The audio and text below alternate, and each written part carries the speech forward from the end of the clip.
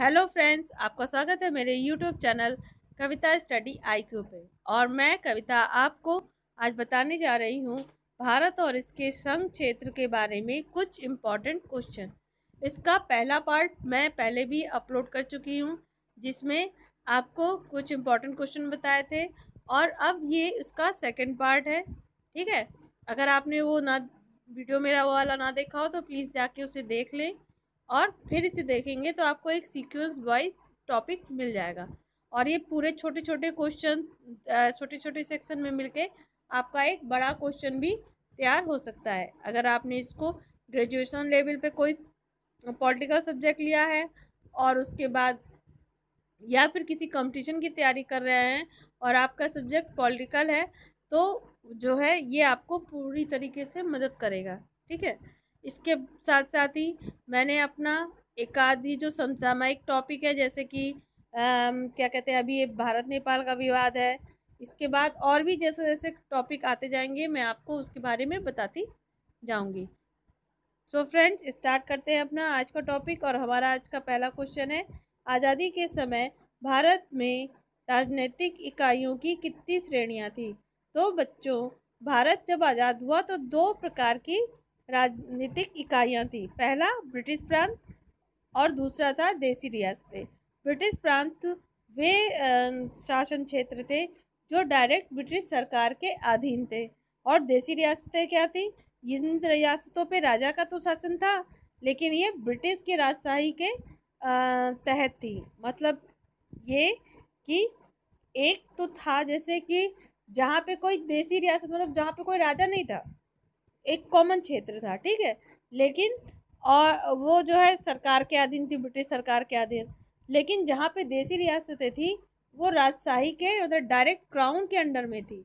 यानी कि ये किसी न किसी समझौते के तहत ब्रिटिश सरकार राजशाही से जुड़ी हुई थी, राजा से जुड़ी हुई थी। ठीक है, अब आते हैं अपने अगले क्वेश्चन पे। स्वतंत्र भारत में कुल कितनी रियासतें थी? तो बच्चों, जब हमारा भारत स्वतंत्र हुआ था तो उसमें 552 रियासतें थी। ठीक है, अब हमारा अगला क्वेश्चन है कि किस रियासत का विलय जो है पुलिस कार्यवाही के द्वारा किया गया था?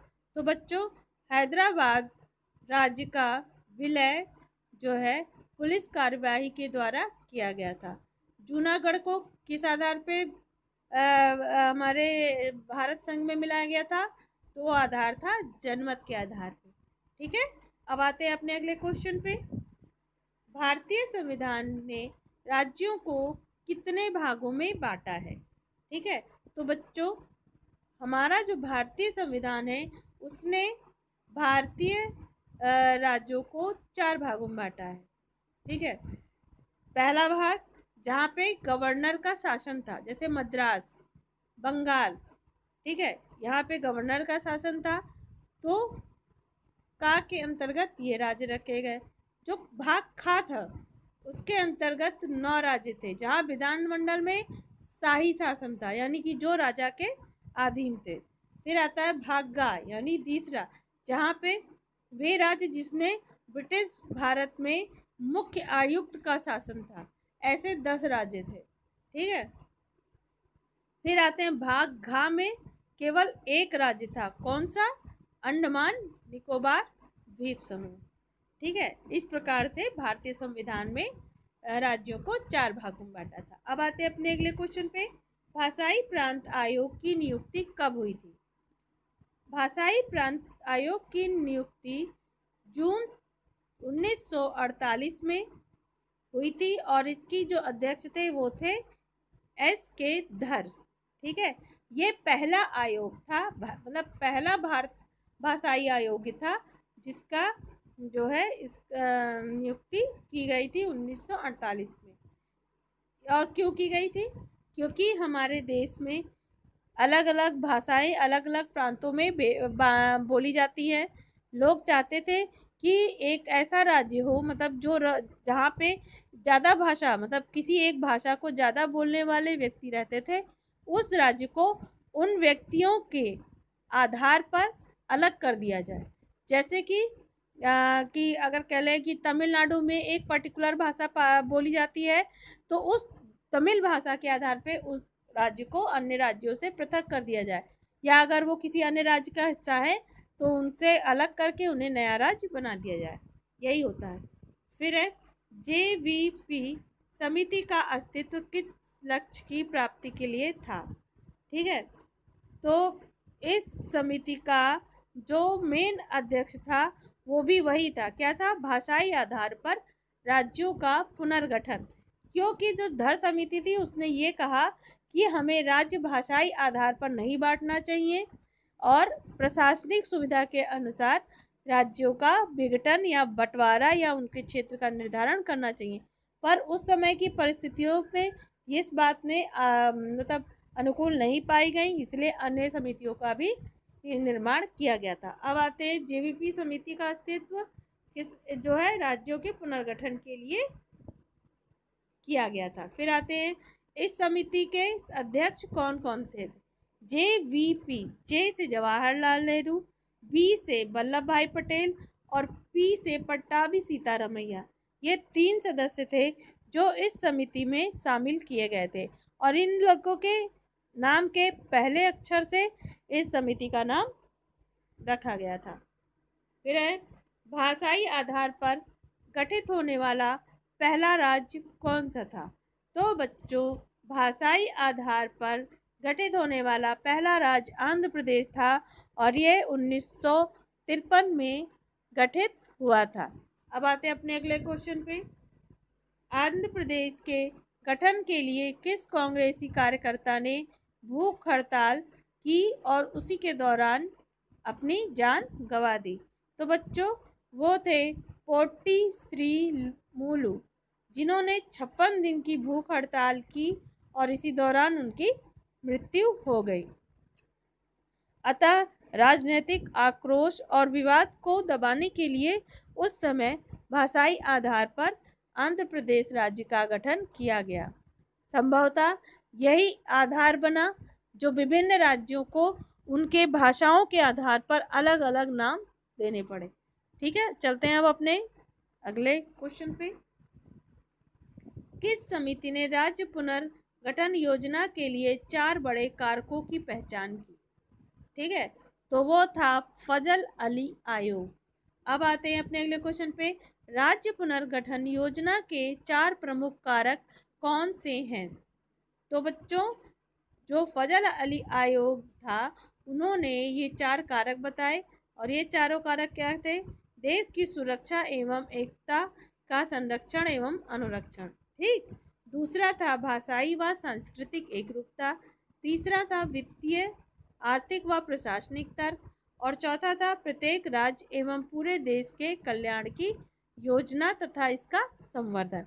मतलब कहने का चारों कारक में सिर्फ ये समझ में आया हमारे देश की सुरक्षा होनी चाहिए, वित्तीय, राजनीतिक और साथ में क्या बोलते हैं प्रत्येक राज्य का कल्याण होना चाहिए और हर प्रकार से जो बंटवारा हो वो इस आधार पर हो कि वो हर प्रकार से देश को सुसंगठित करे, ना कि बंटवारा। चलिए अब चलते हैं अपने अगले क्वेश्चन पे। फजल अली आयोग में कौन कौन से सदस्य थे। तो बच्चों, फजल अली आयोग के अध्यक्ष थे फजल अली और इसमें जो 2 अन्य सदस्य थे वे थे के.एम. पणिक्कर और H.N. कुंजरू। ठीक है, अब आते हैं अपने अगले क्वेश्चन पे। किस संविधान संशोधन के तहत राज्यों का पुनर्गठन किया गया। तो बच्चों, ये संविधान संशोधन था 7वां संविधान संशोधन और ये आया था 1956 में। अब आते हैं अपने अगले क्वेश्चन पे। 1 नवंबर 1956 को कितने राज्यों तथा केंद्र शासित प्रदेशों का गठन किया गया था। तो बच्चों, उस समय 14 राज्य तथा 6 केंद्र शासित प्रदेश गठित किए गए थे। अब आते हैं अपने अगले क्वेश्चन पे। नवीन राज्य केरल के निर्माण में किन क्षेत्रों को सम्मिलित किया गया। तो वे क्षेत्र थे कोचीन के त्रावणकोर, मद्रास का मालाबार तथा दक्षिण कन्नड़ के कसरगोड़े को शामिल किया गया और ये सभी क्षेत्र जो है इन राज्यों की सहमति के द्वारा ही केरल में शामिल किए गए थे। अब आते हैं अपने अगले क्वेश्चन पे। राज्य पुनर्गठन आयोग 1956 के द्वारा किन नए संघ शासित प्रदेशों का सृजन किया गया? तो बच्चों वे थे 3 प्रदेश, वे हैं लक्षद्वीप, मिनिकॉय और अमीन दीवी। ठीक है, अब आते हैं अपने अगले क्वेश्चन पे। मध्य प्रदेश का सृजन किन राज्यों को मिलाकर किया गया? तो बच्चों मध्य प्रदेश का सृजन मध्य भारत राज्य, विंध्य प्रदेश राज्य तथा भोपाल रियासत को मिला करके किया गया था। पहले ये 3 थे, फिर इनको कंसिस्ट करके यानी कि संगठित करके जो है एक मध्य प्रदेश राज्य का गठन किया गया। अब आते हैं अपने अगले क्वेश्चन पे। 10वें संविधान संशोधन अधिनियम 1961 के द्वारा किस क्षेत्र को संघ शासित प्रदेश में सम्मिलित किया गया? तो बच्चों वो क्षेत्र है दादरा एवं नागर हवेली। अब आते हैं अपने अगले क्वेश्चन पे। 12वें संविधान संशोधन अधिनियम 1962 के द्वारा किन संघ शासित प्रदेशों का अधिग्रहण किया गया? तो वे हैं गोवा, दमन और दीव।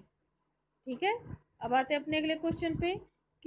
किस फ्रांसीसी क्षेत्र का सम्मेलन भारत में किया गया? तो बच्चों वे था 1954 में पुडुचेरी का जो है सम्मेलन फ्रांसीसी क्षेत्र से हटाकर भारतीय क्षेत्र में कर लिया गया।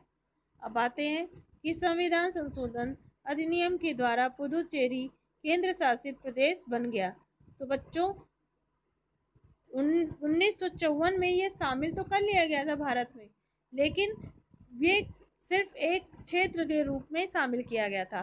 बाद में जब 14वां संविधान संशोधन किया गया तब उसको केंद्र शासित प्रदेश बना दिया गया। और ये कब तक चला जो अधिग्रहित क्षेत्र का कार्यकाल? 1962 तक। अब आते हैं अपने अगले क्वेश्चन पे। किन क्षेत्रों को मिलाकर नागालैंड का राज्य गठन किया गया? तो वे होता है हमारा त्विनसांग क्षेत्र। अब आते हैं अपने अगले क्वेश्चन पे। पंजाब राज्य से भारतीय संघ में किस राज्य तथा केंद्र शासित प्रदेश की मांग हुई? तो बच्चों वो है हरियाणा तथा केंद्र शासित प्रदेश चंडीगढ़। इन 2 क्षेत्रों की मांग हुई। अब आते हैं अपने आज के वीडियो के अंतिम क्वेश्चन पे। भारतीय संघ का 18वां राज्य कौन सा बना? तो बच्चों वो है हिमाचल प्रदेश। आई होप आपको मेरा ये वीडियो बहुत पसंद आया होगा, तो प्लीज़ इसे लाइक करें और शेयर करें और मेरे चैनल को सब्सक्राइब करें। ठीक है, और मेरे पहले के वीडियो देखने के लिए प्लीज़ आप मेरे क्या कहते हैं कमेंट बॉक्स में जाएं, उसमें आपको मेरे सभी वीडियो की लिंक मिल जाएगी। सो प्लीज़ देखें और सीखें। आज के लिए इतना ही। Thank you.